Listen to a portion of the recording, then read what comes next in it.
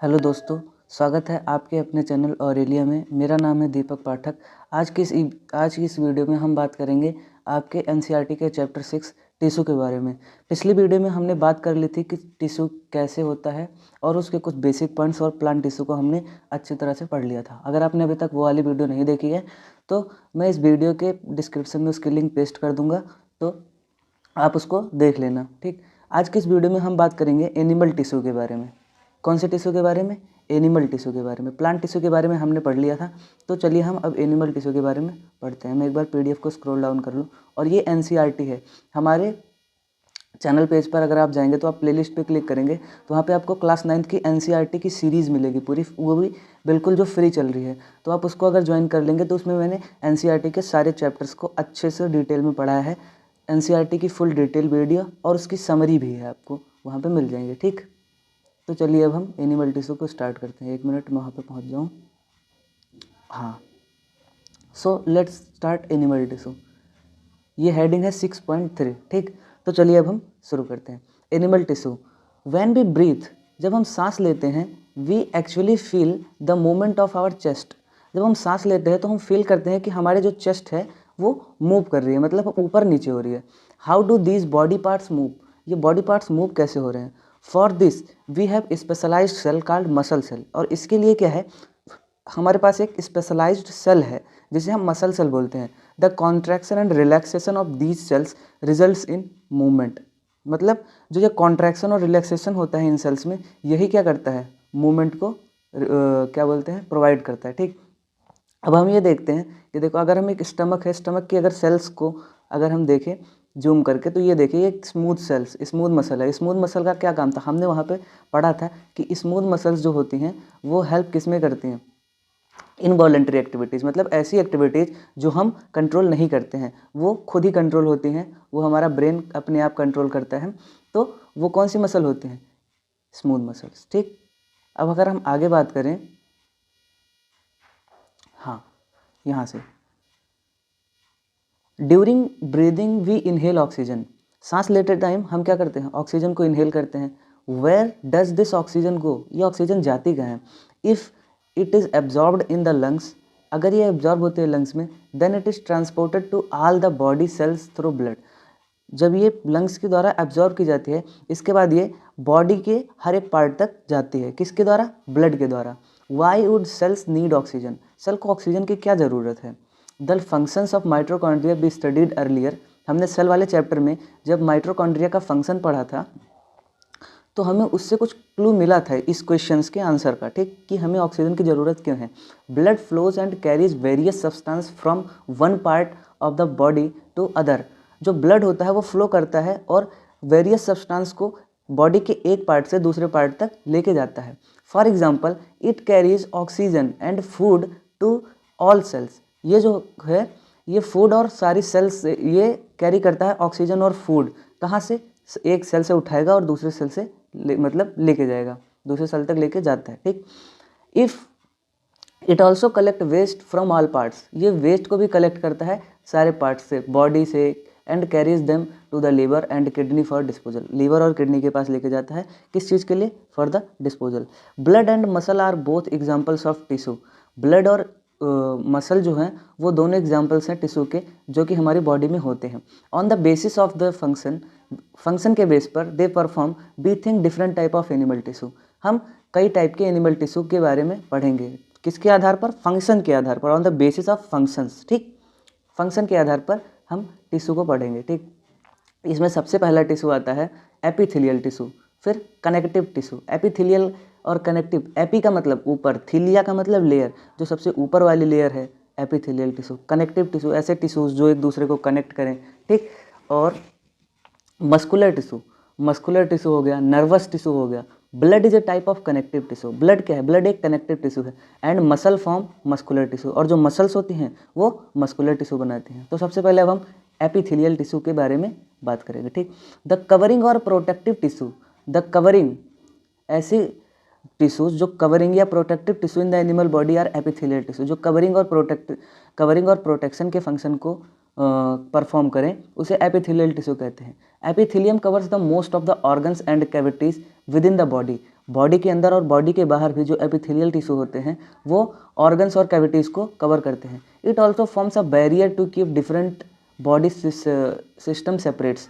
ये ना एक बैरियर का भी काम करता है हमारी बॉडी से और बाहर के इन्वायरमेंट से या हमारी बॉडी के अंदर के कुछ इन्वायरमेंट से, ठीक। ये बैरियर प्रोवाइड करता है। जैसे मैं एक बार आपको डायग्राम में बना के दिखाता हूँ। मान लेते हैं ये एक एपिथेलियल टिश्यू है, ठीक, सिंगल लेयर होता है, वैसे कॉमन एपिथेलियल टिश्यू है, ठीक। ये हो गया इसका न्यूक्लियस, ठीक। अब देखो नेक्स्ट दूसरा कलर मैं चूज करता हूँ। हाँ, अगर यहाँ पे ये हो गया आउटर एनवायरनमेंट, यहाँ से कुछ आया तो इसने क्या किया, एक कवरिंग प्रोवाइड कर दी ना कि तुम अंदर नहीं आ सकते हो, मतलब this is not for you, okay.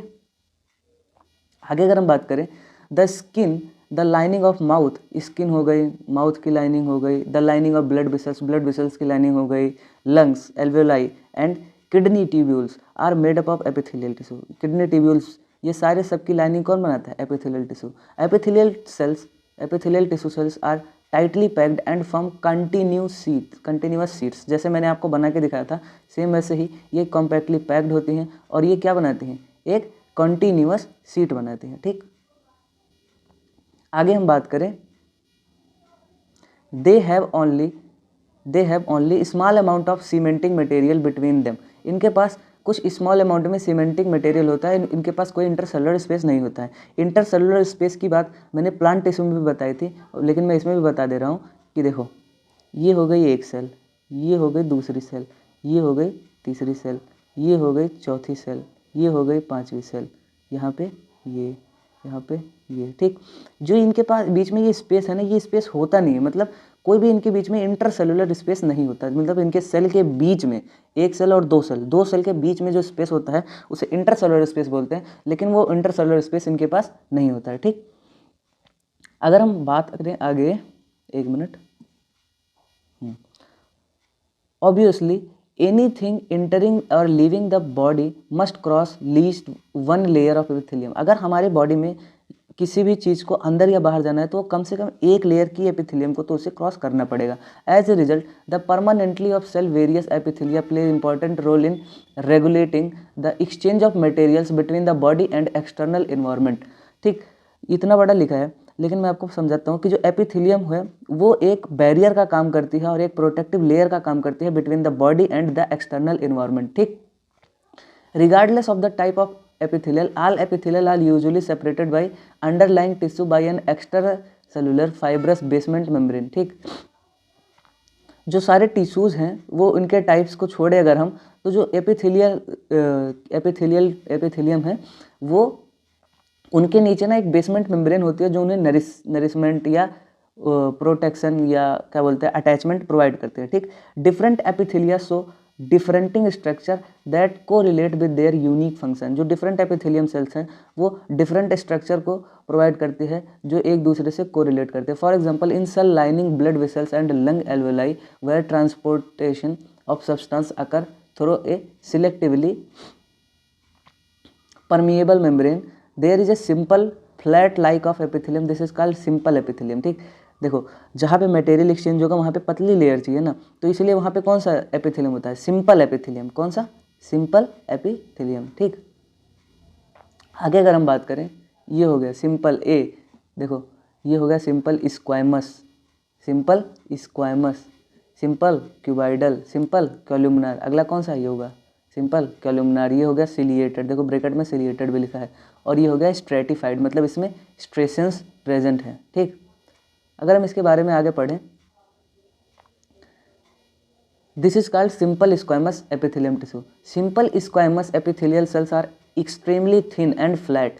जो सिंपल स्क्वायमस की सेल्स होती है वो एक्सट्रीमली मतलब बहुत ही पतली और फ्लैट होती हैं, फॉर्म्स ए डेलिकेट लाइनिंग, और एक डेलिकेट लाइनिंग प्रोवाइड करती हैं। The oesophagus and the lining of stomach, जो ऑसोफेगस है या जो स्टमक की लाइनिंग है, ऑसोफेगस और जो स्टमक की लाइनिंग है विच प्रोटेक्ट्स द बॉडी, जो बॉडी को प्रोटेक्ट करती है, it is also made of squamous epithelium. ये है, ये भी क्या किसकी बनी होती है, स्क्वायमस एपिथेलियम की। Skin epithelial cells are arranged in many parts. स्किन जो है वो कई पार्ट्स के एपिथेलियम सेल से बनी होती है, मतलब कई लेयर्स होते हैं इनमें, जो कि प्रिवेंट करती है वियर टीयर, ठीक। Since they are arranged in a pattern of layer, the epithelium are called stratified epithelium. मतलब जो कई सारे लेयर्स में जो अरेंज्ड हैं, जैसे ये वाली थी, कई लेयर्स की एपिथेलियम थी, इसे हम क्या बोलेंगे? Stratified epithelium. ठीक, अब आगे हम पढ़ते हैं। Where absorption and secretion occur, जहाँ पे एब्जॉर्प्शन और सेक्रीशन होता है, as in inner lining, inner वाली लाइनिंग में intestine tall epithelial cells are present. जो टॉल मतलब लंबी वाली एपिथेलियम सेल्स प्रेजेंट होते हैं, जैसे कॉलुमिनार मतलब पिलर लाइक, कॉलम की तरह होती हैं। Epithelium facilitate movement across the epithelial barrier in respiratory tract. Respiratory tract में भी ये हेल्प करती हैं, बैरियर प्रोवाइड करते हैं। जैसे हमारे रेस्पिरेटरी ट्रैक में हमने सांस ली, वहाँ पे बहुत सारी धूल आ गई, मिट्टी आ गई, या फिर कोई अलग टाइप का फॉरेन पार्टिकल या पैथोजन आ गया, तो उससे भी ये जो सेल्स होती हैं कॉलुमनार, ये प्रोटेक्ट करते हैं। द कॉलुमनार एपिथेलियल टिश्यू है सिलिया, इनके पास सिलिया होता है, विच आर हेयर लाइक, जो हेयर लाइक प्रोजेक्शन होते हैं, मतलब हेयर की तरह होते हैं, हेयर नहीं होते हैं, hair like projection on the outer surface of the epithelial cells. These cilia can move and their movement pushes the mucus forward to clear it. मतलब ये एक मूवमेंट को शो करता है, जिससे हमारे बॉडी में जो म्यूकस है हमारे रेस्पिरेटरी ट्रैक में, उसको एक तरफ ढकेलता है, मतलब धक्का देता है, जिससे हमारा रेस्पिरेटरी ट्रैक क्लियर रहता है। This type of epithelium is the ciliated columnar epithelium. और जब किसी भी कॉलुमनार में सिलिया आ जाए तो उसे सिलिएटेड कॉलुमनार एपिथेलियम बोलेंगे। जैसे मैं आपको एक बार डायग्राम बना के दिखाता हूँ। ये मान लेते हैं हमारा एक कॉलुमनार है, ठीक, नॉर्मल कॉलुमनार। अगर इसी पे हम सिलिया अगर आ जाए, ऐसे इनके चारों तरफ सिलिया प्रेजेंट होने लगे, मतलब सिलिया की आउटग्रोथ, हेयर लाइक प्रोजेक्शन आ जाए, तो ये कौन सा टिश्यू हो जाएगा? Ciliated columnar epithelium tissue. ठीक, आगे अगर हम बात करें क्यूबाइडल की, तो cuboidal epithelium cube like cells होती हैं। देखो, कॉलुमनार कॉलम की तरह, पिलर की तरह, क्यूबाइडल क्यूब की तरह, forms a lining of kidney tubules and ducts in salivary glands where it provide mechanical support, जहाँ पे ये मैकेनिकल सपोर्ट प्रोवाइड करता है, जैसे किडनी ट्यूब्स और सलाइवरी ग्लैंड्स में। Epithelium cells often acquire additional specialisation as gland cells. जो cuboidal cells हैं, ये कुछ ग्लैंड सेल्स में भी मॉडिफाई हो जाती है, which secrete substances at epithelial surface. ठीक, जो कि सेक्रेट करते हैं सब्सटेंस को, कहाँ पे? एपिथेलियल की सरफेस पे। Sometimes a portion of epithelium tissue folds inwards, कभी कभी ये जो एपिथेलियम है, इनकी जो फोल्ड्स हैं वो अंदर की तरफ फोल्ड हो जाते हैं, and multi cellular gland is formed, this is called glandular epithelium. ठीक, देखो कॉलुमनार में हमने क्या पढ़ा था? सिलिएटेड। ठीक, क्यूबाइडल में हमने क्या पढ़ा? ग्लैंडुलर। ठीक, अगर हम आगे बात करें कनेक्टिव टिश्यू की, किसकी? कनेक्टिव टिश्यू की, तो connective tissue, blood is a type of connective tissue. Connective का मतलब क्या होगा? कनेक्ट करने वाला, ऐसा टिश्यू जो हर एक सब्सटेंस को कनेक्ट करे। तो ब्लड क्या है? ब्लड एक कनेक्टिव टिश्यू है। Why would be called connective tissue? इसको कनेक्टिव टिश्यू क्यों कहा गया? A clue is provided in the introduction in this chapter. ये जो था वो हमने इसको कनेक्टिव टिश्यू इसलिए कहा गया है, इसका क्लू हमें ऊपर के इंट्रोडक्शन में ही मिला था। Now let us took this type of tissue in some more detail. इस टिश्यू के बारे में हम और डिटेल में पढ़ते हैं। The cell of connective tissue are loosely spaced and embedded in an intercellular matrix. जो कनेक्टिव टिश्यू की सेल्स होती हैं वो लूजली पैक होती हैं और एम्बेडेड मतलब अंदर होती है एक इंटरसेलुलर मैट्रिक्स के अंदर। द मैट्रिक्स में भी जेली लाइक, फ्लूइड, डेंस और रिजिड। जो मैट्रिक्स होता है वो जेली लाइक भी हो सकता है, फ्लूइड भी हो सकता है और डेंस भी हो सकता है। The nature of matrix differs in a concord with the function of a particular connective tissue। ठीक, अगर हम इनके फंक्शंस को देखें, मतलब इनके जो मैट्रिक्स को देखें, ये मैट्रिक्स डिपेंड किस पे करता है कि वो कौन से फंक्शन को परफॉर्म कर रही हैं। ठीक, अगर आगे हम बात करें तो ये है एक कनेक्टिव टिश्यू का डायग्राम। ठीक, यहाँ पे मैं इसको भी थोड़ा जूम कर लूँगा। डायग्राम्स को हम सारे को एक लास्ट में एकदम देखेंगे, जिससे हमें सब कुछ अच्छे से क्लियर हो जाए। ठीक, अभी हम सिर्फ थ्योरी को पढ़ेंगे, क्योंकि अभी हमने पूरी थ्योरी कंप्लीट नहीं की। अगर हम थ्योरी नहीं कंप्लीट करेंगे, सिर्फ डायग्राम्स को देख लेंगे ना, तो कुछ सेल्स ऐसी हैं जिसको हम समझ नहीं पाएंगे, तो फ़ायदा क्या होगा? जैसे यहाँ पे एक दी गई है फिब्रोब्लास्ट। अब फिब्रोब्लास्ट को हम समझ नहीं पाएंगे क्या है ये फिब्रोब्लास्ट, तो फिर फ़ायदा क्या डायग्राम देखने का? इसीलिए मैं बोल रहा हूँ पहले हम थ्योरी पढ़ लेंगे, इसके बाद डायग्राम को सारे डायग्राम को एक बार लास्ट में स्टडी कर लेंगे। ठीक, blood has fluid, blood has a fluid, मतलब फ्लूइड का मतलब क्या होता है? Liquid matrix. एक लिक्विड मैट्रिक्स होता है कॉल्ड प्लाज्मा। ठीक, which are red blood cells, white blood cells and platelets are suspended blood एक फ्लूइड है जिसमें आरबीसी, डब्ल्यूबीसी और प्लेटलेट्स होती हैं। The plasma contain protein, plasma के पास प्रोटीन होता है, साल्ट होता है, हार्मोन होता है, ठीक। Blood flows and transport gases, blood जो है वो फ्लो करता है और गैसेस को ट्रांसपोर्ट करता है। Different food hormones and waste materials to the parts of body, ठीक।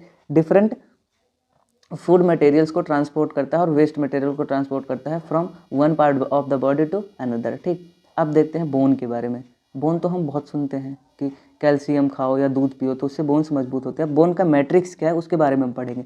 Bone is an another example of connective tissue. Bone क्या है? बोन एक कनेक्टिव टिश्यू है। It provide framework that supports the body, ये body को एक framework provide करती है जिससे को बॉडी को सपोर्ट मिलता है। It also anchorage muscles and support the main organs of the body, ये मसल्स को एंकरेज करती है और सपोर्ट करती है main organs of the body. जैसे कि हमारा हार्ट है, हार्ट को हमारी कौन सी बोन है? रिब केज हमारे हार्ट को सपोर्ट करती है। It has strong and non flexible tissue, इसके पास स्ट्रॉन्ग और नॉन फ्लेक्सिबल टिश्यू होता है।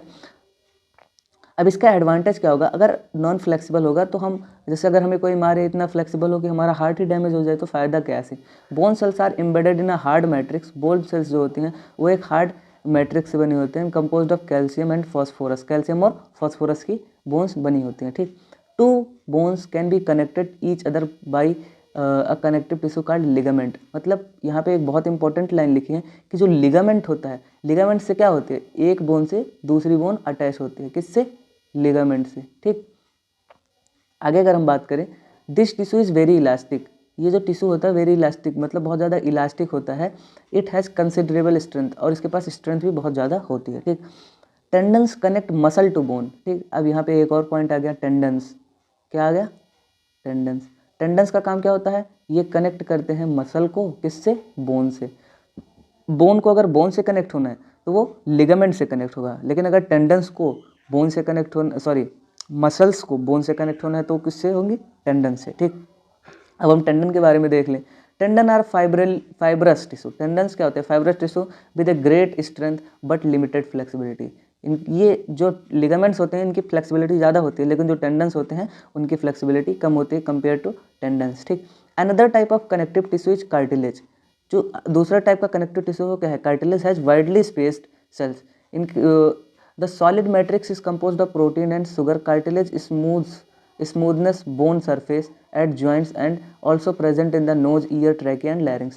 देखो कार्टिलेज जो होता है वो बोन से तो क्या बोलते हैं? सॉफ्ट होता है, लेकिन जो उनमें मैट्रिक्स होता है वो सेम होता है बोन की तरह, लेकिन वो प्रोटीन और शुगर से बना होता है। जैसे हमारे कान में, हमारे नाक में और हमारे ट्रैकिया और लैरिंग्स में क्या होता है? कार्टिलेज होता है। जैसे देखो, ये देखो मेरा कान है, मैंने ऐसे कर दिया, ये ऐसे हो क्यों रहा है? क्योंकि इसमें क्या होता है? कार्टिलेज होता है। अगर तुम अपने हाथ को ऐसे ऐसे, जैसे मैंने अपना कान ऐसे मोड़ा है, अगर तुम ऐसे अपने हाथ को मोड़ो तो ये मुड़ पाएगा? नहीं मुड़ पाएगा। क्यों? क्योंकि इसमें बोन है और इसमें क्या है? कार्टिलेज है, ठीक। Think how tissues are different. मतलब अब तुम बताओ भाई कैसे ये टिश्यूज डिफरेंट हैं, तो मैंने तो तुम्हें बता दिया, अब तुम खुद सोच लेना, ठीक। अगर हम बात करें एरियोलर कनेक्टिव टिश्यू, नेक्स्ट जो होते हैं areolar connective tissue is found between the skin and muscle. Areolar कहाँ पे होता है? स्किन और मसल्स के बीच में, अराउंड द ब्लड वेसल्स के चारों तरफ, and nerves in the bone marrow. It fills the space inside the organs, support the internal organ and help to repair the tissues. ये ऑर्गन्स के बीच में भरा हुआ होता है और सपोर्ट करता है और रिपेयर करता है टिश्यूज़ को। Where the fats and store in the body, हमारे बॉडी में फैट एरियोलर टिश्यू में स्टोर होता है, ठीक। Where the fats store in our body, हमारे बॉडी में फैट कहाँ स्टोर होता है?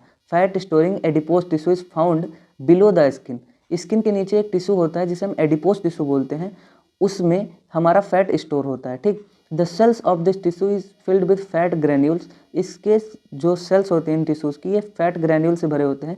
Storage of fat lets it act as insulator. जो फैट होता है वो हमारी बॉडी के लिए एक इंसुलेटर का काम करता है। इंसुलेटर का मतलब हो गया कि हमें ठंड नहीं लगती है, ठीक। अभी कोई कहता नहीं है कि भाई हमें इंसुलेटेड रजाई चाहिए, हमें ऐसे रजाई चाहिए जिससे कि हीट ट्रांसफ़र ना हो, कम से कम हीट ट्रांसफ़र हो, मतलब हमें ठंड ना लगे, जैसे जो हमारी बॉडी हीट प्रोड्यूस करती है वो हमारी बॉडी में ही रहे, ठीक। Muscle are consist of elongated cells, muscle जो होती है इलोंगेटेड सेल्स से बनी होती है, आर कॉल्ड मसल फाइबर जैसे बोलते हैं।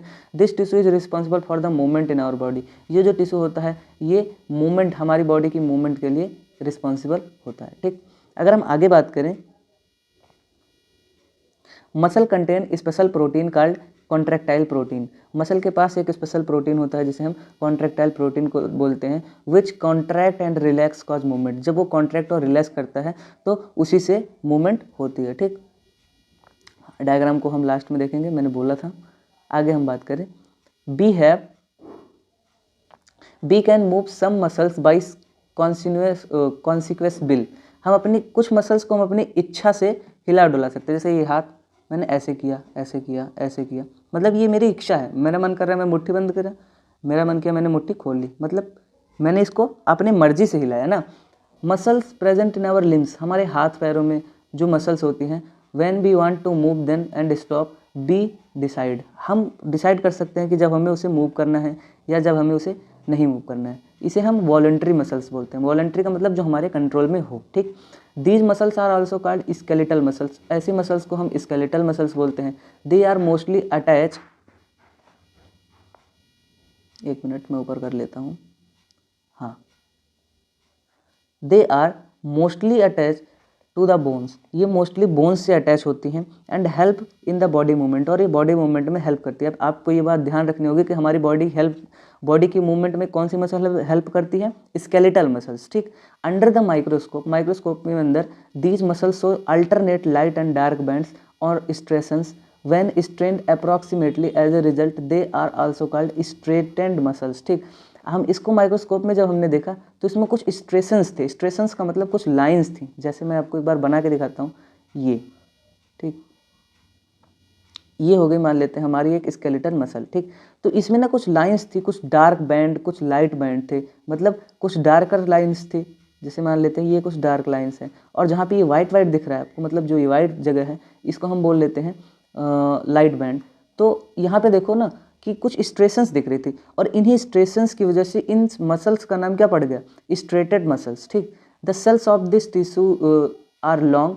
इन टिश्यूज़ की जो सेल्स होती हैं वो लंबी होती हैं, सिलेंड्रिकल होती हैं, अनब्रांच्ड होती हैं और मल्टी न्यूक्लिएटेड होती हैं। मतलब इनके पास बहुत सारे न्यूक्लियस होता है एक सेल में। सोचो, एक सेल के अंदर 2 से 3 न्यूक्लियस, मतलब बहुत ज़्यादा एनर्जी होगी इन सेल्स में। ठीक, the movement of food in the alimentary canal. जो एलिमेंट्री कैनाल मतलब फूड कैनाल में जो फूड का मूवमेंट होता है, या contraction and relaxation of blood vessels are involuntary movement. मतलब जो कॉन्ट्रैक्शन होता है ब्लड वेसल्स का या हमारे दिल का धड़कना, ये कैसे हैं? इनवॉलेंटरी मूवमेंट्स हैं। We can not really started और stopped them by simply warning to do so. मतलब अगर हम चाहें कि हमारा खाना ना पचे तो वो नहीं पचेगा? नहीं, ऐसा तो नहीं होता ना। हम चाहें या ना चाहें लेकिन हमारा फूड डाइजेस्ट तो होगा ना। तो स्मूथ मसल्स और इनवॉलेंटरी मसल्स कंट्रोल सच मूवमेंट्स। ऐसी जो मूवमेंट्स होती हैं इनको कौन कंट्रोल करता है? Smooth muscles. They are also found in the iris of eye. Iris of eye में भी ये मसल्स होती हैं, और हमारे यूरेटर्स में भी होते हैं, हमारे ब्रोंकाई और लंग्स में भी होती हैं। In the cells are long and pointed ends. मतलब ये जो सेल्स होती हैं लंबी होती है और इनका इंड्स कैसा होता है? पॉइंटेड होता है। ठीक, और ये यूनिन्यूक्लिएट होती है, मतलब इनके पास एक ही न्यूक्लियस होता है। ठीक, दे आर ऑल्सो अनस्ट्रेटेड। इनके पास कोई भी स्ट्रेशंस नहीं होता। Why would they be called that? और इनको अनस्ट्रेटेड मसल्स क्यों बोलते हैं? क्योंकि इनके पास स्ट्रेशंस नहीं होता है, तो मैंने पहले ही बता दिया। ठीक, अब अगर आगे हम बात करें हार्ट के बारे में, मतलब हार्ट के जो मसल्स हैं उनके बारे में। The muscle of heart so rhythmic contraction. मतलब हार्ट की मसल्स जो होती है वो रिदम कॉन्ट्रैक्शन करती है। मतलब अगर एक मसल कॉन्ट्रैक्ट कर रही है तो दूसरी भी करेगी, और ये आपकी जब तक लाइफ, मतलब जब तक आप जिंदा हो तब तक ये मसल्स कॉन्ट्रैक्ट और रिलैक्स करती रहेंगी। ठीक, जैसे मेरा ये, मतलब ये हाथ मान लो एक हार्ट है, ठीक मेरा, तो मैंने क्या किया? मैंने एक उंगली को कॉन्ट्रैक्ट किया तो इसे सारी उंगली कॉन्ट्रैक्ट ओपन कॉन्ट्रैक्ट ओपन। ठीक, तो ये ऐसे कॉन्ट्रैक्ट या ओपन होते हैं, मतलब एक साथ। ठीक, एक रिदम में, जैसे घड़ी एक रिदम में चलती है, टिक टिक टिक टिक, मतलब ये क्या एक रिदम में है ना। तो वैसे ये भी होता है। These involuntary muscles are called cardiac muscle. जो ये इनवॉलेंट्री मसल है, ये जो इनवॉलेंट्री मतलब जो हमारे कंट्रोल में जो मसल्स नहीं है, कार्डियक, इनको बोलते हैं कार्डियक मसल। कार्डियक का मतलब होता है हार्ट। हार्ट से रिलेटेड जितनी भी शब्द आएंगे वो कार्डियक अगर आएगा तो वो हार्ट से रिलेटेड है। ठीक, heart muscle cells are cylindrical. Heart muscle cells जो होते हैं सिलेंड्रिकल होती हैं और ब्रांच्ड होती हैं और यूनिन्यूक्लिएटेड होती हैं। ठीक, यूनिन्यूक्लिएटेड का मतलब तो मैंने बता दिया, जिसमें सिंगल न्यूक्लियस हो। Compare the structure of different type of muscular tissue and note their shape, number and nuclear position. ये आपका काम है भाई, देखो काम भी दे दिया एनसीईआरटी ने तुम्हें कि ये जो सारी सेल्स हैं इनके स्ट्रक्चर को कंपेयर करो और इनके स्ट्रक्चर में जो डिफरेंसेस हैं उनको लिखो।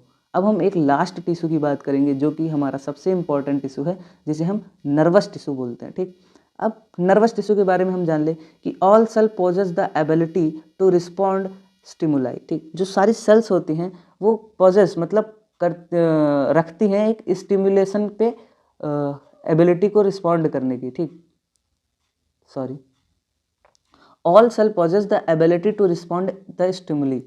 ठीक, जो सारी सेल्स हैं उनके पास एक एबिलिटी होती है कि अगर कोई भी उनके पास स्टिमुलस आता है तो उसे रिस्पॉन्ड करे। जैसे ये मेरा हाथ, मैंने इस पर ऐसे काटा, ठीक, तो यहाँ पे कोई स्टिमुलस आया ना, तभी तो हमें पता चला कि हाँ हमारी मसल को दर्द हो रहा है, यहाँ पे हमें कोई काट रहा है। ठीक, तो ये कौन सा टिश्यू इसको हैंडल करता है? Nervous tissue. However the cell of nervous tissue are highly specialised for being stimulated and then transmitted the stimulus very rapidly from one place to another place within the body. मैंने आपको बताया कि ये stimulus को एक place से दूसरे place की तक बॉडी के लेके जाती हैं। The brain, spinal cord and the nerves are all composed of nervous tissue. Nervous tissue का कौन कौन सा पार्ट है? ब्रेन, स्पाइनल कॉर्ड और nerves. The cell of this tissue called nervous tissue. इस टिश्यू की जो सेल्स होते हैं हम नर्वस टिश्यू बोलते हैं, न्यूरॉन्स बोलते हैं। A neuron consist of a cell body. Neuron के पास एक सेल बॉडी होती है with a nucleus and cytoplasm. एक न्यूक्लियस और साइटोप्लाज्म होता है। ठीक, from which the long thin hair like parts. Usually each neuron has single long part called axon. ठीक, हर एक न्यूरॉन के पास एक सिंगल और लार्ज पार्ट होता है जिसे हम न्यूरॉन बोलते हैं, सॉरी एक्सॉन बोलते हैं। ठीक, and many short branched part called dendrites. मैं आपको एक बार डायग्राम बना के दिखाता हूँ, अगर मैं हाथों से बना पाऊँ तो ये कुछ ऐसा दिखता है। ठीक, मतलब मैं बना के एक बार कोशिश करूँगा वैसे। ठीक है, यहाँ पे कुछ साइनेप्टिक नोट्स बना देता हूँ मैं, और यहाँ पे कुछ डेंड्राइट्स बना देता हूँ। यहाँ पे ये हो गया इसका न्यूक्लियस। ठीक, मैं इसकी नेमिंग करता हूँ दूसरे कलर से, आई चूज़ रेड। ओके, तो ये क्या हो गया इसका? डेंड्राइट्स, मतलब मैं डी लिख दूंगा क्योंकि मैं लिख नहीं सकता ऐसे। और यहाँ पे ये क्या हो गया इसका? न्यूक्लियस। इसके अंदर मैं रेड कलर का साइटोप्लाज्म बना दे रहा हूँ। ठीक, ये क्या हो गया इसका? साइटोप्लाज्म। और इस पूरे पार्ट्स को हम क्या बोलते हैं? इस पूरे पार्ट को हम बोलते हैं सेल बॉडी। क्या बोलेंगे? Cell body. ठीक, और यहाँ पे ये वाला जो पार्ट है इसको हम क्या बोलते हैं? एक्सॉन, जो लंबा सा होता है। और यहाँ पे ये क्या है? Axon terminal. टर्मिनल मतलब जहाँ पे ये ख़त्म हो रहा है, मतलब एक्सॉन टर्मिनल। टर्मिनल। ठीक, बहुत गंदा मैंने लिखा है क्योंकि मेरे पास ना पेन है और ना कुछ है। ठीक, मेरे पास लैपटॉप भी नहीं है, मैं मोबाइल से भी वीडियो बना रहा हूँ, लेकिन मैं जल्दी ही अरेंज कर लूँगा। ओके, तो अगर हम आगे बात करें, ये रहा। हाँ, हमारे पास डायग्राम भी तो हम इससे देख लेंगे, कोई दिक्कत नहीं है। हाँ, तो मैं इसको जूम कर लेता हूँ। ठीक, हाँ, अब अच्छे से हमको दिख रहा है। ठीक, मैं इसको आपको समझा देता हूँ। ठीक, तो ये पूरा हमारा क्या था?